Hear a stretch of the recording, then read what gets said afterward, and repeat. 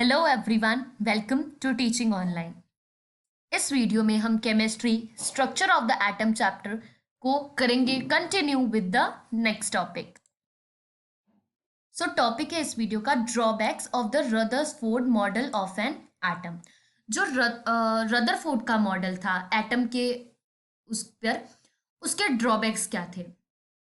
सो drawbacks थे atomic model fail to explain the stability of an atom.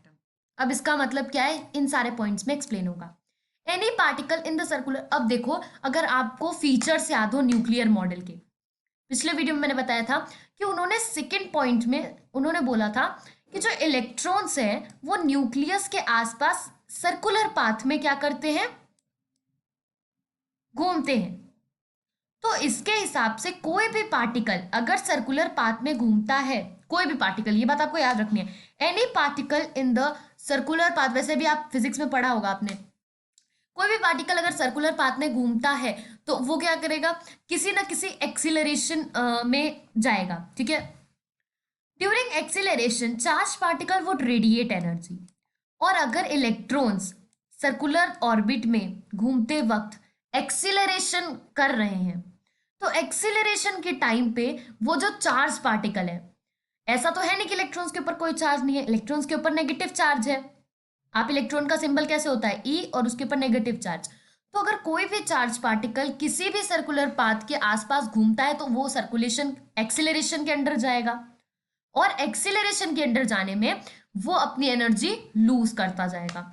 तो drawback ये था कि जो इलेक्ट्रॉन्स है वो सर्कुलर पाथ में घूमते, और सर्कुलर पाथ में घूमते घूमते घूमते घूमते वो अपनी एनर्जी लॉस करते जाएंगे। ये रहा न्यूक्लियस, यहाँ पे इलेक्ट्रॉन, अभी इलेक्ट्रॉन घूमते घूमते क्या करेगा, अपनी एनर्जी लूज करता जाएगा, एंड एनर्जी लूज करते करते 10 electrons would lose energy and finally fall into nucleus, और लास्ट में कहाँ पे गिर जाएगा, न्यूक्लियस के अंदर। अब मैं एक एग्जांपल देती हूँ। अभी क्या है, एक बीच में एक बॉय खड़ा है और आप क्या कर रहे हो, उसके आसपास घूम रहे हो। तो जब आप उसके आसपास घूम रहे हो, आपके पास है एनर्जी, आप उसके आसपास गोल गोल गोल गोल घूम रहे हो।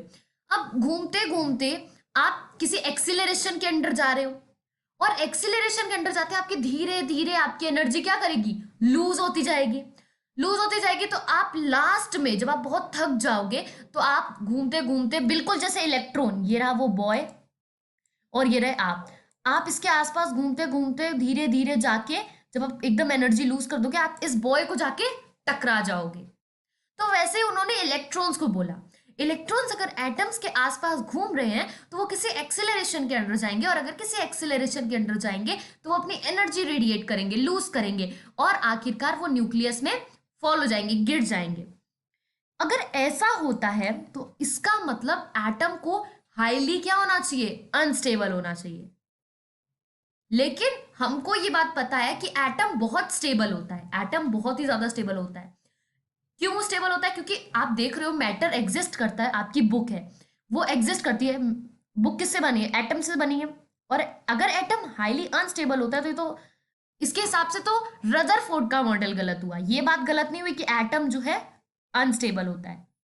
ठीक है, तो atomic model fail to explain the stability of an atom. सबसे पहले आप ये लाइन लिखोगे, फिर आप लिखोगे any particle in the circular path would undergo acceleration, during acceleration charge particle would radiate energy, radiate energy मतलब लूज करना energy, this electron would lose energy and finally fall into nucleus. If this happen, atom should be highly unstable. but हमें पता है कि atom बहुत ही ज्यादा stable होता है, और इसी वजह से तो मैटर एग्जिस्ट करता है। मैटर है दुनिया में, मैटर क्या होता है, कोई भी बुक, कुछ भी पिल्लो, कुछ भी। ओके, तो ये था Rutherford model of an atom का ड्रॉबैक। देखा जाए तो ये एक था, बट इसको अगर आप पैराग्राफ में लिखोगे तो इट विल बी बहुत ही डिफिकल्ट होगा लर्न करना, लेकिन ये पॉइंट्स आप लर्न कर लेना, it will very much easy. So इस वीडियो में हमने ड्रॉबैक्स कंप्लीट कर लिए हैं, मिलेंगे नेक्स्ट वीडियो में। Thank you very much.